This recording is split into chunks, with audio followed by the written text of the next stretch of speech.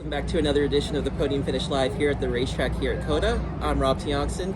This fella you should also know, this is Kyle Larson, driver of the number 5 HendrickCars.com Chevrolet. And Kyle, good to see you again here in Austin for the second year in a row. And unlike last year, you're starting a little bit better this year. So tell me about how the car's running so far.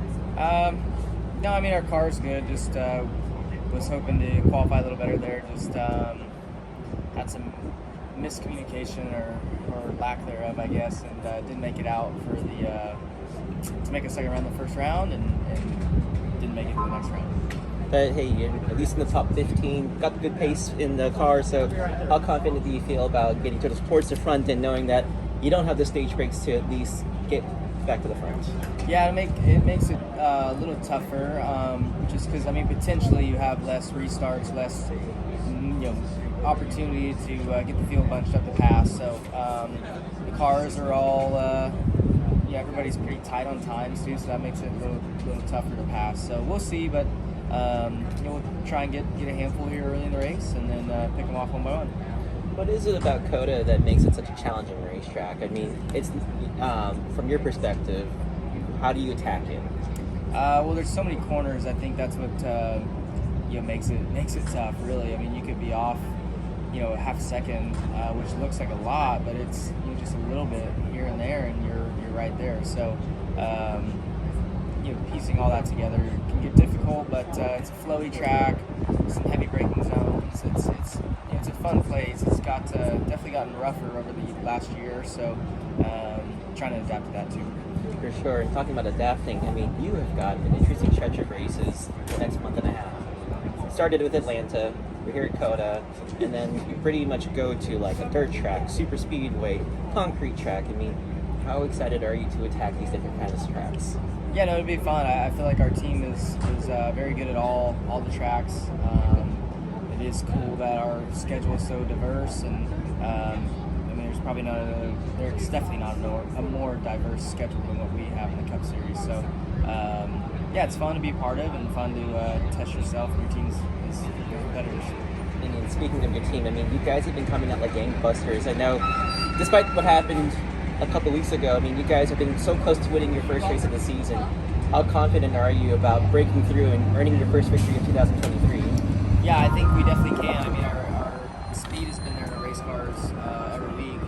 I feel like we've in a way been in some sort of contention every race so far. Fontana, on paper we weren't, but speed-wise we were the fastest car. So and then Atlanta, we were running up front and with the 10 gun flat. Could have won, Vegas and Phoenix. Had a shot there late at Daytona, so it's there. It's just been been disappointing that we haven't gotten any wins or really any consistently good finishes. But how satisfying will it be when you do break through and you're like, okay, you can breathe a little bit easier, but we also know we probably need to get 2 wins to be safe. Yeah, I don't know. I mean, it'd be a relief for sure to get a win on many levels, but just try to do the best job you can each week and not put too much pressure on yourself. I gotta ask you, my friend, you became a father for the 3rd time recently, so congratulations on that. Thanks. How rewarding has fatherhood been for you and raising your kids with your wife, Katelyn? Yeah, no, it's been a lot of fun, and the third, Cooper, he's been the toughest out of the 3 so far, so frustrating at times, but it is also very satisfying to watch them grow up and see our 2 other kids, loving on him all the time, and those 2 are getting along with each other. It's really satisfying because everybody's happy, but it's fun, and just it's just cool to see your kids grow up and find things that they love and try and pursue them. And I love how close you and Owen are. I mean, little there, you said, "Hey, Daddy, if I win, do I get $100?" Like, pay the car owner 70%. Like, is it fun to kind of tease him and just see him succeed with that motivation? Yeah, no, it's all fun. I like picking on him some too. So teaching him about real life, I guess, a little bit. But no, it was cool. He got his first win last week or 2 weeks ago, whatever it was now, and he'll be racing again this coming Tuesday. So if we can repeat it. Do you think he'll be racing long enough for you and Owen to be teammates in the future? I don't know. He doesn't show like a super strong interest in the driving part of it currently, but maybe after his first win it'll change some. But So I don't know. I mean, I don't plan on stopping anytime soon. He's already 8 years old. So, yeah, I mean, it probably won't be, honestly, too long until we get to race with each other a little bit. That's fair enough. Let me ask you, I know you have a couple of minutes left. If you were a contestant on Who Wants to Be a Millionaire, and you needed to have a lifeline that would help you win the $1 million, which Hendrick driver would you make to be your lifeline? Well, I guess it depends on the question. Good point.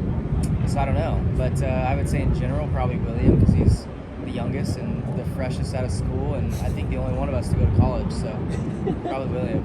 And which one would be the worst one to have as your teammate? Not that I'm ragging on them. Again, I don't know. It depends on the question. For sure.